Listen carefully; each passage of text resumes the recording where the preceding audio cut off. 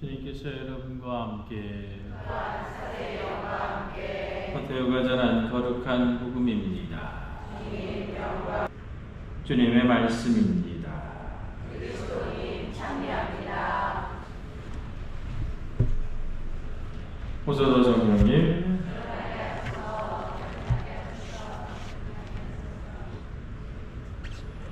지난주에 이어서 세관장 자케오 이야기 두 번째 시간 말씀드리도록 하겠습니다. 세관장 자케오 이야기, 지난주에 하느님께 의한 주도권, 하느님께 어떤 것들을 내어 맡길 것이냐 대단히 장황하게 여러 가지로 이야기를 드렸는데, 오늘 자케오의 모습을 통해서 하느님께서 우리에게 주시고자 하는 그 구원의 모습이 어떻게 이루어지고 있는지, 우리가 자케오의 모습을 통해서 그 구원을 어떻게 받아들일 수 있는지에 대한 아주 교과서적인 모습들 배울 수 있을 겁니다. 자케오 누구였느냐? 세관장이었다라고 복음 전합니다. 세관장이었다. 세리 집단의 우두머리를 이야기하는 거죠. 그런데 이 세리 집단, 우리식으로 표현하면 친일파 중에 친일파, 이런 식으로 생각하시면 쉽게 생각할 수 있는 사람들입니다. 각종 명목으로 로마가 세금을 걷었죠. 로마의 원칙은 아주 간단했어요. 로마가 전 세계적인, 말 그대로 로마, 이탈리아가 이렇게 구두 모양으로 로마가 여기에 있으면 요 주변으로 이렇게 해서 다 식민지를 건설을 했잖아요. 그러면서 이제 그 식민지에서 여러 가지 명목의 이름으로 세금을 걷는데, 세금만 제때 잘 내면 말 그대로 모든 그들의 문화나 여러 가지 어떤 종교나 이런 것들을 다 인정을 해줬어요. 그러니까 이스라엘이 세금을 잘 내면, 이스라엘의 신앙은 매우 독특한 신앙이었거든요. 더군다나 이스라엘 공동체는 종교적인 공동체였었기 때문에 그 공동체를 잘 유지하는 게 말 그대로 세금을 잘 내는 것과 비슷한 것이 있었어요. 그러니까 말 그대로 자신들의 어떤 그 공동체를 유지하기 위해서 로마하고는 감히 싸우려는 마음 자체를 먹을 수 없으니까, 그래서 이스라엘 사람들 중에 여러 명을 로마 사람들이 뽑아가지고 각종 명목으로 세금을 걷었다라는 거거든요. 그러니까 어찌되었든 간에 자신들에게 자유를 속박하고 세금을 걷어가는 사람들에게 부역하고 있는 집단이니까 이스라엘 사람들이 봤을 때는 대단히 멸시하는 어떤 집단 중에 하나였겠죠. 그런데 특히나 세관장은 어떻게? 세율이 막 지금처럼 뭐 하면 몇 프로, 뭐 하면 얼마, 뭐 하면 이렇게 딱 정해져 있는 게 아니었거든요. 그러다 보니까 어떻게? 말 그대로 세관장이 자신의 임의대로 더 거둘 수도 있고 덜 거둘 수도 있고 이런 부분들이 존재를 했다라는 거예요. 더 거뒀겠습니까? 덜 거뒀겠습니까? 그렇죠. 더 거뒀겠죠. 그렇죠? 그래가지고 말 그대로 그 이스라엘에 보면 세리들의 금고와 세금 징수간의 돈 지갑에 든 돈을은 환전을 하거나 빈민 구제 기금으로 쓸 수 없다라고까지 정해놨어요. 그 정도로 그들에 대한 멸시가 엄청나게 컸던, 니들 돈은 돈 자체도 더러운 거야, 이렇게 했었다라는 거죠. 만약에 그 세리들이 예전에 바리사이 집단이나 이스라엘의 종교 집단 어디에 속해 있었다면 그가 세리가 되는 순간 그 집단에서 지워져야 된다고까지 정해져 놨던 거예요. 그러니까 말 그대로 세리라는 직업은 엄청난 천대, 엄청난 모멸감을 받았다. 단순히 그것만 받은 게 아니에요. 권리도 없었어요. 예를 들어서 이방인과 같은 취급을 당했고, 이방인과 같은 취급뿐만이 아니라 법정에 나가서 증언을 할 수도 없었어요. 말 그대로 니들 말은 어느 누구도 믿지 않아, 니네가 이야기하는 것은 어떤 신빙성도 없어 라고 할 정도의 천대를 받았던 사람이었다라는 겁니다. 그러니까 그 안에 있는 그 자존감이 얼마나 무너져 있었겠습니까? 그렇죠? 그런데 이 세관장 자케오는 더군다나 어떻게? 키까지 작았다라고 이야기를 하잖아요. 그래서 말 그대로 예수님이 오는 것을 볼 수 없을 정도로 키가 작았다라는 것은 정말로 키가 작은 사람을 이야기를 하는 거죠. 키가 작은 사람들이, 여러분들 그거 아세요? 큰 차 몰고 다니는 거? 네? 재밌는 얘기 하나 해드릴까요? 예전에 신부님 중에 키가 작은 신부님이 있었어요. 교수 신분이면서 학교에서 이렇게 나오는데 학교 지하 주차장에서 이렇게 쫙 나오는데 무인 자동차가 나오는 거예요. 그래서 위에서 보는데 자동차에 사람이 없는데 자동차가 쫙 나오더라고. 그래서 봤더니 그 신부님이 키도 작은데 운전하는 스타일, 운전하는 사람들이 어떤 사람은 이렇게 하는 사람이 어떤 사람 이렇게 하고 운전하는 사람들 있잖아요. 그렇죠? 키가 작은 분이 이렇게 하고 운전하니까 아래에서 위로 올라오니까 안 보여. 네? 말 그대로 농담이지만 여러분들 그 신체적으로 왜소하거나 신체적으로 작은 사람들이 열등감이 말 그대로 커지는 경우가 자주 종종 많이 있어요. 그렇죠? 세리라는 직업에 키도 작고 말 그대로 다른 사람들에게 엄청난 멸시를 당했었을 때 그는 어떻게 보상의 단계를 무엇으로 취했을까? 말 그대로 자신들이 가지고 있는 힘, 자신들이 말 그대로 공적으로 부릴 수 있는, 보상받을 수 있는 공적 도둑으로서의 그 힘을 전부 다해서 세리 자케오는 부렸을 것이다. 우리가 미루어 짐작할 수 있는 부분입니다. 결국 세리 자케오는 온갖 협작, 자신들의 이익만을 위한 모습, 그런 모습 속에서 죄의 단계에 빠져 있었다라는. 사람들이 봤을 때 저 사람은 세리이기 때문에 죄인이기도 하지만 자신의 양심이나 기본적인 것들을 속이고 있는, 말 그대로 하느님의 법률에 비춰 보아서도 죄인이었다라는 것. 그런데 그런 자케오가 예수님을 만나는 과정에서 그런 모습들, 그런 상태나 지위들이 어떤 역할을 하느냐? 아무것도 의미가 없어요. 무슨 이야기냐면 그 사람이 얼마만큼의 큰 죄를 지었던, 그 사람이 지금 죄의 어떤 상태에 있던 간에 용서하시는 분은 누구이시다? 하느님이시다. 그 하느님에게 있어서의 죄의 크기나 죄의 상태나 죄의 양은 아무런 의미가 없다라는 것을 자케오 이야기를 통해서 교회는 이야기하고자 하는 겁니다. 자케오가 예수님을 보려고 애써요. 그래서 어떻게 자신의 자존심을 극복하면서 막 나무 위로 뛰어 올라오는 거예요. 왜 그랬을까? 첫 번째, 자신의 상태를 자기가 너무나 잘 알고 있는 거예요. 더 이상 이렇게 살 수 없다라는 것을 본인이 알고 있었다는 거예요. 그러나 세상에서는 구원받을 수 있는 길이 없다라는 거예요.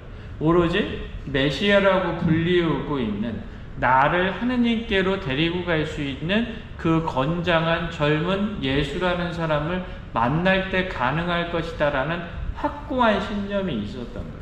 그러니까 다시 말해서 세상 안에서의 죄의 단계 안에 있을 때 무엇보다도 중요한 것은 내가 예수님을 만난다, 예수님께서 나를 구원해 주실 수 있으리라는 확고한 확신의 단계가 가장 첫 번째예요. 그게 없으면 시작이 안 돼요. 아무리 예수님께서 우리의 죄를 보지 않는다 하더라도 우리가 우리의 죄를 말 그대로 용서받기 위해서 가장 첫 번째 단계는 그분께서 나를 용서해 주실 것이다 라는 확신입니다. 이게 가장 중요한 부분 중에 하나예요. 대단했을 겁니다. 예수라는 예수님을 엄청나게 둘러싸고 있는 그 군중의 어떤 모습들, 그 군중이 자신을 싫어한다는 것을 너무나 잘 알았을 거예요.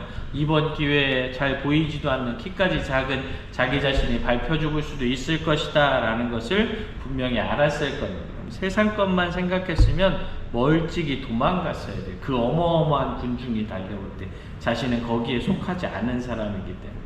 그런데 자케오는 어떻게? 그 안으로 들어갑니다. 딱 이유는 하나예요. 내가 구원받을 수 있는 건 지금 이 순간 이때밖에 없다라는 절박함이 있었던 거예요. 그래서 여러분들 죄의 용서에는, 죄를 용서받기 위해서는 절박함이 있어요. 절박함이 없으면 하느님께 나아가는 데 있어서 원동력이 많이 떨어져요. 우리가 많은 기도를 할 때 이 정도쯤 하면 되겠지라고 생각하는데 그때가 제일 안 될 때예요. 여러분들 정말 절박하면 어떡합니까? 모든 것에 매달리는 어떤 그런 부분들이 있잖아요. 내게 있어서 어떠한 것을 하나 둘 1, 2, 3, 4 재지 않잖아요. 그런 부분들이 분명히 존재한다라는 거니까 내 구원 안에서의 절박함이라는 것은 이 자케오의 모습이 있어야 된다는 거예요. 부자였죠. 세관장이었죠. 사람들에게 멸시를 당하고 있지만 다른 사람들이 다 알고 있는 사람이었어요. 그 사람이 어떻게 나무에 기어오르고 있는 거예요. 예수 그리스도를 보려고. 이유는 뭐예요? 예수님이 나를 구원해 주신다? 그러니 나는 내 체면, 내가 가지고 있는 사회적 지위 이런 것들 하나도 필요 없어. 나에게 있어서 지금 중요한 건 예수님 보는 것 뿐이야 라는 완벽하게 예수님께 집중되어 있는 모습이에요. 우리가 많은 경우에 있어서 저도 그렇고 말 그대로 우리 신자분들 중에서도 그렇고 여러 가지로 그렇잖아요. 그러면서 사회적 지위나 체면 이런 것 때문에 교회 안에서 하는 봉사도 제대로 못 하시는 분들 왕왕 종종 봐요. 제가 군종신부할 때 애들한테 부침개 같은 거를 많이 붙여줬어요. 그 군대에서 어떻게 부침개를 먹었어?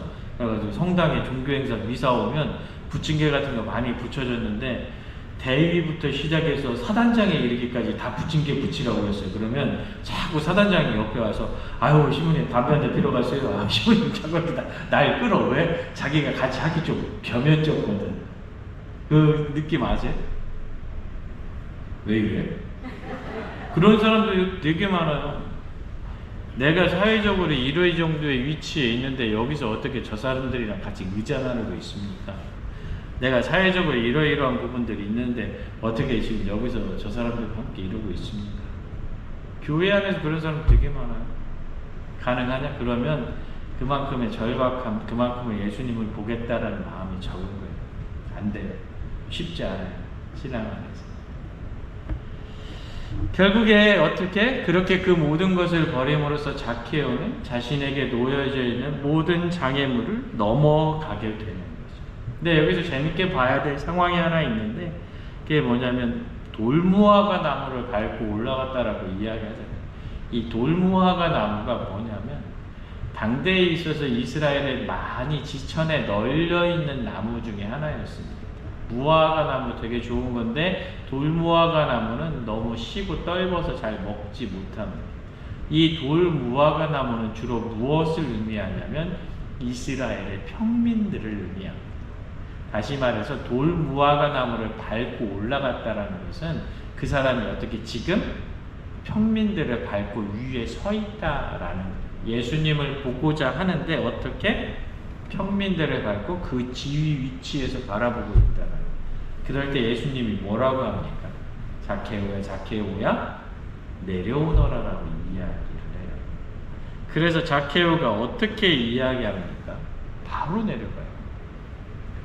자기가 무엇을 밟고 있는지 알고 있는 거예요. 회개가 이미 일어나고 있는 상태예요. 그런데 예수님께서 야 이 자식아 거기 뭐하고 있는 거야? 안 내려와?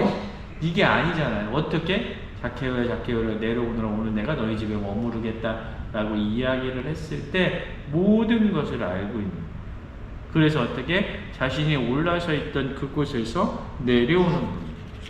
자신의 죄악을 일순간에 회개하는 것. 그래서 어떻게? 예수님을 만나게 되고 예수님과 자케오는 함께 머무르게 되는 것. 자케오라는 사람 어떤 고침을 받아야 되는 병자도 아니었고 마귀 들린 사람도 아니었습니다. 그런데 그는 어떻게? 다른 어떤 아픈 사람이나 마귀 들린 사람보다도 더 큰 구원을 받지요. 그리고 예수님과 함께 머무르는 가장 큰 행운도 얻게 되는 것. 예수님께서 그에게 베풀어 주신 구원은 무엇이었습니까? 마귀를 나가게 하는 것도 아니고 오그라든 손을 핀 것도 아니고 아픈 곳을 낫게 해주는 것도 아니었죠. 어떻게 한 것이었습니까? 그와 함께 머무르는 것이었거든요. 오늘날에 있어서 가장 필요한 것들 중에 하나가 아니겠네요. 예수님께서 우리 안에 머무르시고 우리 역시도 예수님을 전하기 위해 그들 안에 머무를 수 있는 것. 어떠한 일을 해서나 어떠한 현상을 벌여서가 아니라 진정으로 예수님의 모습을 닮아가는 어떤 그런 모습들, 예수님은 그런 치유도 우리에게 선물하고 계시고 그렇게 해야 된다라는 것을 알려주고 계신다라는 것.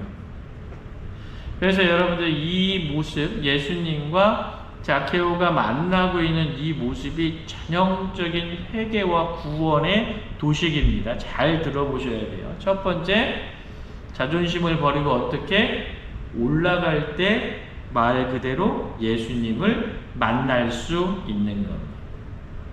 거기에서 어떻게 다시 예수님을 만난 다음에 내려올 때, 예수님의 초대에 응할 때 예수님과 함께 할 수 있는 겁니다. 근데 우리는 많은 경우에 올라가는 경우까지는 많이 있거든요. 근데 초대를 받으면 내려오지 않는 경우가 있어요. 반드시 내려와야 됩니다. 내려왔으면 어떻게? 이제 그분이 나에게 원하시는 것이 무엇인지를 느껴야 돼요. 그리고 어떻게? 그 느낀 것을 말할 수 있어야 되는 겁니다. 다시 말해서 예수님께 반응할 수 있어야 된다. 내가 내 체면과 체신의 모든 것을 버리고 회개했다면, 그래서 어떻게? 예수님의 초대에 완전히 응하는 모습으로 낮아졌다면, 이제 예수님께서 나에게 원하시는 것을 내가 어떻게 말 그대로 말할 수 있어야 된다는 거예요. 그래서 어떻게? 최종적으로 제가 누군가에게 훔친 것이 있다면 말 그대로 4배로 갚겠습니다. 제 재산의 절반을 나눠주겠습니다. 라고 이야기하잖아요. 그때 어떻게 되는 겁니까? 결국에 내가 행동으로 보여줬을 때, 내가 예수님께서 원하시는 것을 그대로 응답했을 때, 그때 비로소 구원이 완성됩니다. 그래서 이 5단계가 대단히 중요한 부분 중에 하나인 겁니다. 근데 많은 경우에 있어서 우리가 신앙생활을 하는데 1번이나 2번까지만 하면서 내가 예수님께서 원하시는 것을 느끼는 순간에 난 느꼈어, 끝! 안 돼요. 거기까지 가면 그냥 거기서 끝나요. 그 다음에 반드시 행동으로 옮길 수 있어야 되고 행위로서 완성돼야 되는 겁니다. 그게 안 가면 완성되지 않는 것이다 라는 것을 기억해야 됩니다. 그래서 예수님께서 마지막에 무엇이라고 이야기하십니까? 오늘 이 집에 구원이 내렸다. 이 사람도 아브라함의 자손이기 때문이다. 사람의 아들은 잃는 이들을 찾아 구원하러 왔다. 마테오 불렀을 때랑 똑같은 말씀 중에 하나입니다. 아브라함의 자손이다라는 건 무엇입니까? 하느님의 자손이다라는 뜻이에요. 하느님께서 기억하는 백성이다라는 것, 신원의 회복을 의미하는 겁니다. 단순한 혈통이나 자격이 아니라 아브라함의 믿음과 행동을 이어받은 사람이다라고 확증시켜주는, 반대로 이야기할까요? 나는 아브라함의 자손이오라고 자주 이야기했던 사람이 누굽니까? 바리새파들이죠. 그런데 그런 사람들은 예수님께 이런 이야기를 듣습니까? 못 듣습니까? 못 들어요. 이유가 뭐예요? 행동하지 않았기 때문에. 3번까지는 다 알았는데 4번, 5번을 못하는 거예요. 그렇게 되면 완성되지 않습니다. 그래서 여러분들 오늘 우리가 이 자케오를 만나고 있는 예수님의 모습 바라보면서 자케오를 부르고 있는 이 의미를 생각하면서 깊게 한번 생각해 봐야 됩니다.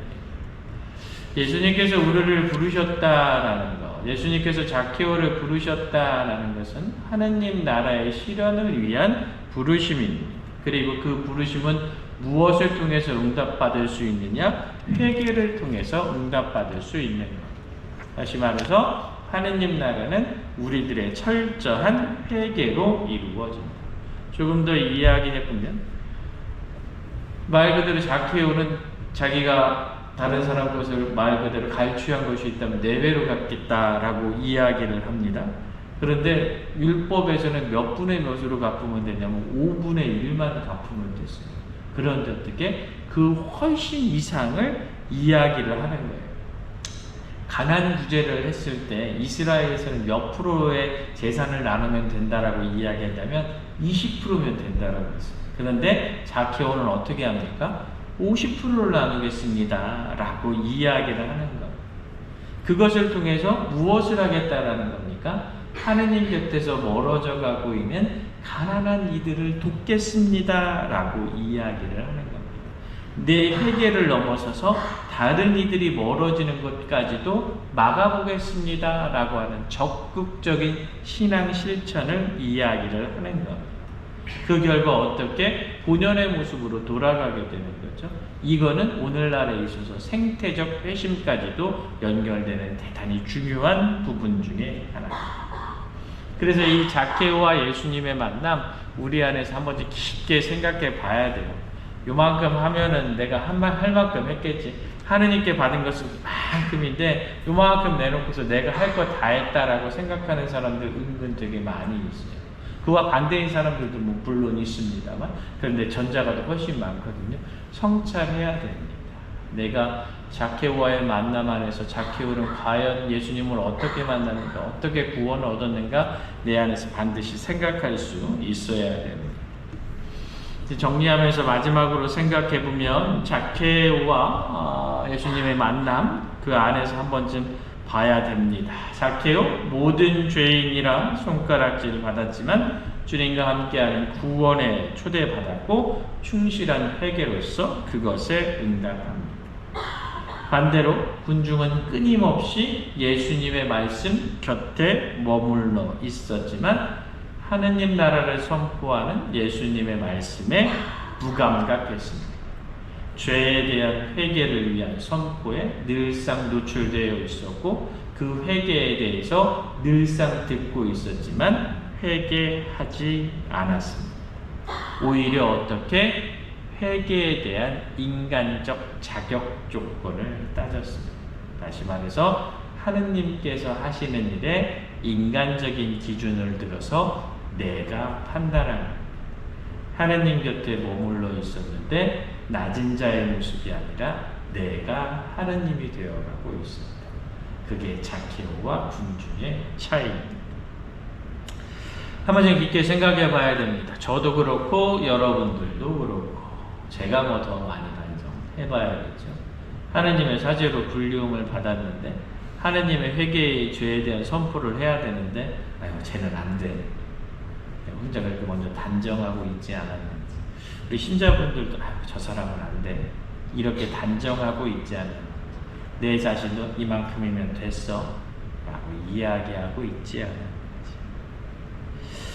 하느님께서 예수님께서 우리 집에 머무르시겠다라고 이야기를 하는데 주님 저희 집은 누추합니다. 다른 곳에 가십시오 라고 이야기하고 있지는 않은지, 주님 아직 때가 아닙니다.